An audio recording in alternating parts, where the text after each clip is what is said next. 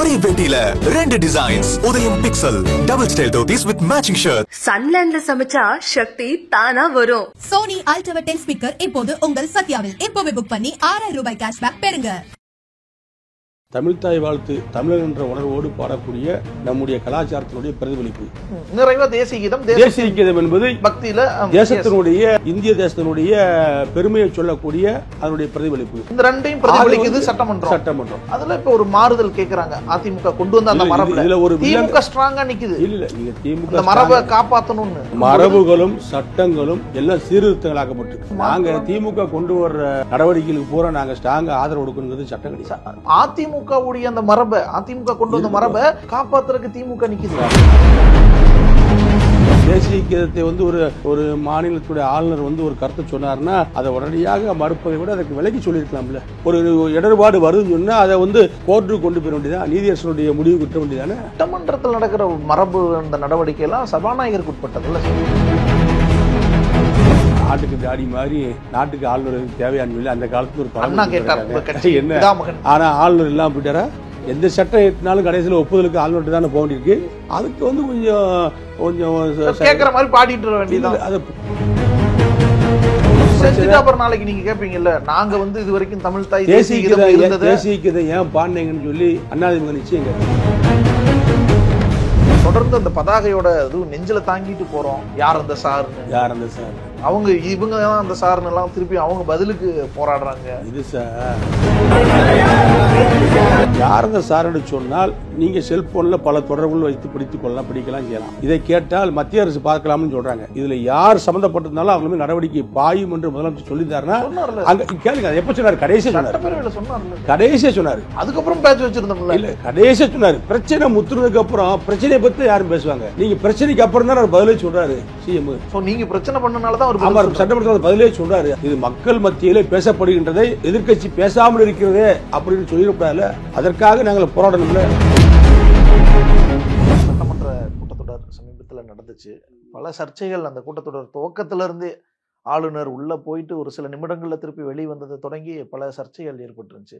அதிமுக தரப்புல அந்த தமிழ்தாய் வாழ்த்து பிரச்சனைக்கு அவர் தேசிய கீதம் இசைக்கு சொல்றாரு. தமிழ்தாய் வாழ்த்து உடனேயே ஒரு மரபு இருக்கு, அந்த மரபு தான் தமிழ்நாட்டில் சட்டமன்ற மரபு இருக்கு, அது மீற முடியாதுன்னு சொல்றாங்க. ஆளுநர் தரப்புல இருந்து இது அரசியலமைப்பு விரோதன்ற வரைக்கும் எல்லாம் பேசுறாங்க. அப்படிங்கும்போது அதிமுக தரப்புல இருந்து ஒரு வலுவான எதிர்ப்பு வரும்னு பார்த்தா அப்படியான ஒரு ஸ்ட்ராங்கான எந்த ஒரு தேசிய கீதம் பாட வேண்டாம்னு சொல்லி எதிர்ப்பு சொல்றீங்களா? இல்ல தேசிய கீதம் முதல்லயே தமிழ்தாய் வாழ்த்துக்கு அடுத்து உடனேயே பாடணும், முதல்லையும் பாடணும் கடைசியும் பாடணும்னு ஆளுநர் ஒரு கோரிக்கை வைக்கிறார். சட்டமன்ற மரபு காரணமா அதை செய்ய முடியாம சபாநாயகர் இயல்பா எப்பயும் போல நடத்துறாரு. பாடப்படாதுன்னு சொல்லி மரபு இருக்கா? முடிவுல பாடுறது, நிறைவு ஒரு சட்டமன்ற அந்த நிகழ்வு நிறைவுல பாடுறது பாடுனாங்க. அதுல எல்லாம் இப்போ 30 ஆண்டு காலமா இருக்கிற அந்த மரபு அப்படியே இருக்குது. ஆளுநர் அதுல ஒரு சேஞ்ச் கேட்கிறாரு. அதிமுக தரப்புல பெருசா தேசியக்கு தான் பாட சொல்றது தேசத்தின் மீது உள்ள பற்றின் காரணம் தான்.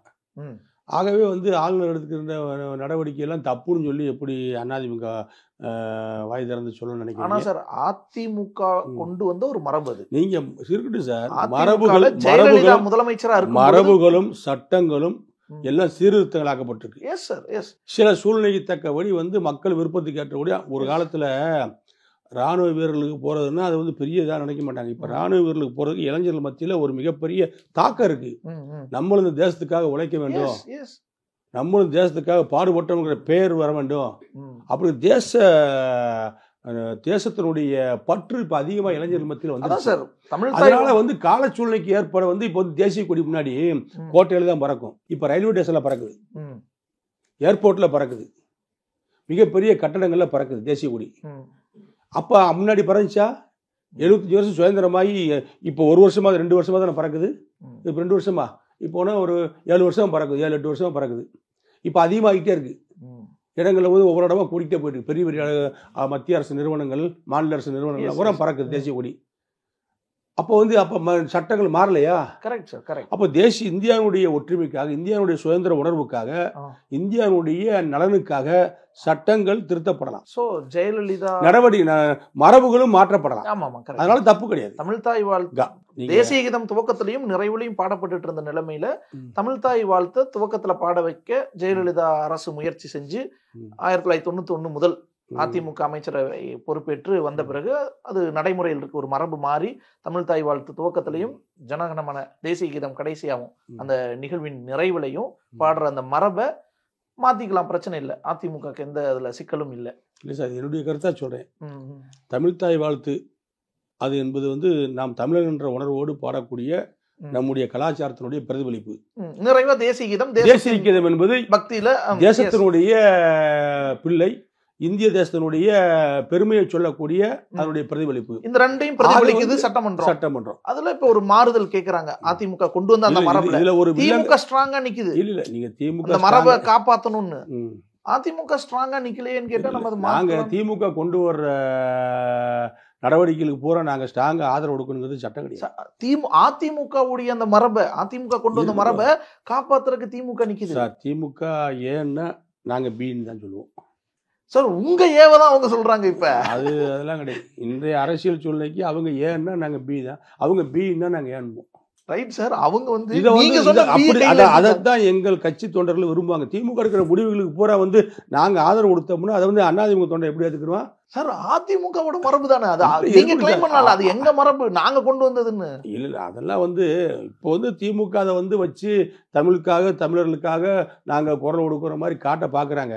நம்ம ஓன் பண்ணிக்கலாம், கையில எடுத்துக்கலாம். தமிழுக்காக தமிழர்களுக்காக தமிழுக்கு இதுக்காக பாடுபட்ட தலைவர்கள்ல வந்து புரட்சித்தலைவர் எம்ஜிஆருக்கு பெருமங்க உண்டு, புரட்சித்தலைவர் அம்மாவுக்கு பெருமங்க உண்டு. ஏன்னா அதுல எல்லாம் மாற்றுக்கருத்தே கிடையாது. ஏன்னா அதனால தமிழ் தாய் வாழ்த்து பாடுறதுல எல்லா இடங்களையும் அரசு நிகழ்ச்சியில் ஊரம் பாட சொல்லி அதை வந்து தமிழுக்கு பெருமை சேர்த்த தலைவி புரட்சித்தலைவர் அம்மா அவர்கள். ஆக வந்து தமிழை நேசிக்கக்கூடியவர்கள் நாங்கள்.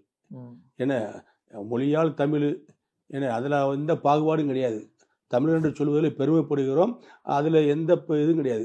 அதற்காக வந்து தேசிய கீதத்தை வந்து ஒரு மாநிலத்துடைய ஆளுநர் வந்து ஒரு கருத்தை சொன்னார்னா அதை உடனடியாக மறுப்பதை விட அதற்கு விலக்கி சொல்லியிருக்கலாம்ல. இதுதான் மரபு என்று விலைக்கு சொல்லியிருக்காங்க. சொல்றாங்க இல்ல, எங்க விலைக்கு சொன்னாங்க? விலைக்கு சொன்ன மாதிரி தெரியலையே. சரி, நம்மளாவது சொல்லலாம்ல விலைக்கு. இப்படிங்க நிலைமை. அப்படி ஒரு இடர்பாடு வருதுன்னு சொன்னா அதை வந்து கோர்ட்டுக்கு கொண்டு போயிட வேண்டியதான், நீதியரசனுடைய முடிவு குற்ற வேண்டியதானே. சட்டமன்றத்தில் நடக்கிற மரபு அந்த நடவடிக்கை எல்லாம் சபாநாயகருக்கு உட்பட்டதில்ல சார். ஆளுநரே தேவையில்லை, ஆட்டுக்கு தாடி மாதிரி நாட்டுக்கு ஆளுநர் தேவையான்னு சொல்லி அந்த காலத்துல ஒரு பழம் என்ன. ஆனா ஆளுநர் எல்லாம் போயிட்டாரா? எந்த சட்டம் ஏற்றினாலும் கடைசியில் ஒப்புதலுக்கு ஆளுநர் தானே போக வேண்டியிருக்கு. அப்ப ஆளுநர் அதிகாரம் இல்லாம அங்க ஒப்புதலுக்கு போகுது. அப்ப ஆளுநர் ஒரு அதிகாரத்தோட இருக்கக்கூடிய பதவி தானே. அதுக்கு வந்து கொஞ்சம் கேட்கிற மாதிரி பாடிட்டு வேண்டியது. அதை கேட்கிறாருன்னா அதுக்கு விளக்கம் சொல்ல வேண்டியதான், இல்லாட்டா அதை செஞ்சு முடிச்சிட வேண்டியதான். எதுக்கு ஒரு தேவையில்லாம ஒரு பிரச்சனை? அப்புறம் நாளைக்கு நீங்க கேட்பீங்கல்ல, நாங்க வந்து இது வரைக்கும் தமிழ் தாய் தேசிய கீதம் ஏன் பாடினீங்கன்னு சொல்லி அதிமுக நிச்சயம் கேட்காது. இல்ல சார், தேசிய கீதம் தான் பாடிட்டு இருக்கோமே. தேசிய கீதமும் தமிழ் தாய் வாழ்த்து ஆரம்பத்துல பாடினீங்கன்னு சொல்லி கேட்க மாட்டாங்க. தமிழ் தாய் வாழ்த்து பாடிட்டு தானே பாடுறாங்க. நம்ம கொண்டு வந்து மரபை மாத்துறாங்களேனால நம்மளுக்கு பிரச்சனையா இருக்கு. மரபுன்னு சொல்லாதீங்க, அது வழக்கம். அதான் அந்த வழக்கம் மாத்திர சட்ட அரசியல் சட்டம் ஏற்றும் போதே இந்த மரபு எல்லாம் வரல. காலச்சூழ்நிலைக்கு ஏற்பதான் சில மரபுகளை நம்ம உண்டாக்கி சில வழிமுறைகளை உருவாக்கியிருக்கோம். அதுல மாற்றங்கள் வரலாம். மக்களுக்கு ஏமாற்றம் இல்லாத ஒரு ஆட்சியை கொடுக்கறத பார்க்கணும். ஒவ்வொரு பிரச்சனையும் வந்து பெருசா ஆக்கி தீக்குச்சி அளவு எரியக்கூடிய விளக்க அதை வந்து படப்பட போட்டு பெரிய தீய வச்சிடக்கூடாது. என்ன ஓகே, சட்டமன்றத்துல தொடர்ந்து அந்த பதாகையோட இதுவும் நெஞ்சில தாங்கிட்டு போறோம். யார் அந்த சார்னு, யார் அந்த சார், அவங்க இவங்க தான் அந்த சார்னு எல்லாம் திருப்பி அவங்க பதிலுக்கு போராடுறாங்க. இது சார், இது வந்து அரசை எதிர்த்து அரசு திமுக ஆட்சி நடக்குது, ஒரு தவறு நடக்குது. ஞானசேகரங்கிறவர் ஒரு தவறு பண்றாரு, கொடூரமான தவறு. அது வந்து மனச்சாட்சி உள்ள எந்த மனிதரும் ஏற்றுக்கொள்ள மாட்டாங்க. அதை கண்டித்து தமிழ்நாடு முழுக்க தமிழர்கள் வாழுகின்ற வெளிநாடு முதல் கொண்டு பல்வேறு செய்திகள் ஃபேஸ்புக்கில் வருது, கண்டிச்சு வருது, வாட்ஸ்அப்பில் வருது, தொலைக்காட்சியில் வருது, எல்லாம் வந்துக்கிட்டு இருக்கு. அதற்கு பின்னாடி தான் சட்டமன்றத்தில் வந்து மக்களுடைய பிரச்சனையை, கொதித்தெழுந்திருக்கின்ற இளைஞருடைய பிரச்சனையை, மாணவிகளுடைய பிரச்சனையை சட்டமன்றத்தில் யார் அந்த சார்னு அரசாங்கத்தினுடைய கவனத்தை ஈர்ப்பதற்காக எடப்பாடியார் தலைமையிலே பேச்சு அணிஞ்சு செல்கிறார்கள். இவர்கள் வெளியேற்றப்படுகிறார்கள், அதிமுக உறுப்பினர்கள் வெளியேற்றப்படுகிறார்கள். யார் அந்த சார் என்று சொன்னால், நீங்கள் செல்போனில் பல தொடர்புகள் வைத்து படிக்கலாம் செய்யலாம். இதை கேட்டால் மத்திய அரசு பார்க்கலாம்னு சொல்கிறாங்க. எல்லாத்துக்கும் மாநில அரசினுடைய உரிமையை பேசக்கூடியவர்கள், சுயாட்சி பேசக்கூடியவர்கள், இதுக்கு மட்டும் மத்திய அரசு போய் பார்க்க சொல்றாங்க. டிபார்ட்மெண்ட் மத்திய அரசோட டிபார்ட்மெண்ட் இவங்க பார்க்கலாம்ல. தமிழ்நாடு அரசு காவல்துறையிட்ட எல்லா வசதி இருக்கு. இல்ல எல்லா வசதியும் இருக்கு. நாங்க சொல்றோம் அவசர அவசரமா ஒரு பெண்ணை வந்து பாலியல் பண்ற அளவுக்கு ஒரு கொடூரம் கட்டாயப்படுத்தியோ அல்லது பிளாக்மெயில் செய்தோ பண்ணான அது குற்றமா இல்லையா? இது மனச்சாட்சியோட வந்து அரசாங்கம் நடந்துக்கணும். ஏன்னா இந்த வேலைகளை பணிகளை நாங்கள் செஞ்சிருக்கிறோம். இன்னும் யார் யார் சம்மந்தப்பட்டிருக்காங்க விசாரணை நடைபெற்று இருக்கு. அந்த விசாரணையில் முடிவுகளை யார் யாரும் தெரிஞ்சால் அவர்கள் மீது நடவடிக்கை எடுக்கப்படும். இந்த தவறை நிச்சயமாக நாங்கள் சரி செய்ய மாட்டோம். இதற்கு துணையாக இருக்க மாட்டோம். இதுல யார் சம்பந்தப்பட்டிருந்தாலும் அவங்க மீது நடவடிக்கை பாயும் என்று முதலமைச்சர் சொல்லியிருந்தாருன்னா அங்க கேளுங்க. அது எப்ப சொன்னார்? கடைசியா சொன்னார். கடைசியா சொன்னாரு. அதுக்கப்புறம் பேச்சு வச்சிருந்தோம்ல. இல்ல கடைசியா சொன்னாரு. பிரச்சனை முத்துனதுக்கு அப்புறம் பிரச்சனையை பத்தி யாரும் பேசுவாங்க? நீங்க பிரச்சனைக்கு அப்புறம் தான் அவர் பதிலே சொல்றாரு சிஎம். நீங்க பிரச்சனை பண்ணனாலதான் அவர் சட்டமன்றத்தில் பதிலே சொல்றாரு. அதுக்கப்புறம் தான் பதில் எப்படி பண்ணணுங்கிறத பதில சொல்றாரு அவரு. பிரச்சனை பெருசாக்கலைன்னா இந்த பிரச்சனை 10ஓட 11 அத்தோட இது ஒன்று போயிருக்கும்ல. பல்கலைக்கழகம் அண்ணா பல்கலைக்கழகம் வந்து இந்தியாவிலேயே பேசப்படுகின்ற ஒரு மாநில அரசால் நடத்தப்படுகின்ற மிகப்பெரிய பல்கலைக்கழகம். அங்கே படிக்கின்ற மாணவிக்கு ஒரு பாதுகாப்பு இல்லைன்னு சொன்னால் எப்படி மாணவிகளை வந்து மற்ற கல்லூரிகளுக்கு பெற்றோர்கள் அனுப்புவார்கள், ஹாஸ்டலில் தங்க அனுமதிப்பார்கள், நிம்மதியாக வீட்டில் இருப்பார்கள், மாணவிகளும் தைரியமாக எப்படி போய் வர முடியும் என்ற நிலைப்பாடு ஏற்பட்டு விடாதா? இந்த நிலையில் வராமல் தடுப்பதற்கு அரசு முனைய வேண்டும், பாதுகாப்பை உறுதிப்படுத்த வேண்டும். அதற்கு மந்தமாக அரசு இருக்கின்ற காரணத்தினால் வேகப்படுத்துகின்ற பணியை எதிர்க்கட்சி தலைவர் செய்ய வேண்டாமா? அதைத்தான் செஞ்சாரு. கூடுதலா வந்து அவங்க பேசுறத காட்ட மாட்டோம் அப்படி இப்படின்னு எல்லாம் வேற சொல்றோம். அதை காட்டல. நம்ம காட்டணுமா? இல்ல நம்ம காட்டணும்ல. எங்க இதுல அப்படி ஒரு விவாதமே வரலையே. திமுக தரப்புல இருந்து வாக்குறுதியை தேர்தல் வாக்குறுதியை கொடுக்குற அளவுக்கு நிலைமை இருந்துச்சுல்ல சார். இப்ப கொடுத்து விட்டு நடந்துட்டாங்களா? எங்க மேல குறை இருக்குன்னு சொல்லி தானே உங்களை கொண்டு தாங்க. இப்போ எங்களோட மோசமான தப்பு பண்ணீங்கன்னா எப்படி? அங்கொன்னு இங்கொன்னு அதிமுக ஆட்சியில் தப்பு நடந்திருக்கும். மொத்தத்திலே இது வந்து 70% தப்பாக நடந்தால் எப்படி? சரி செய்யணும்ல.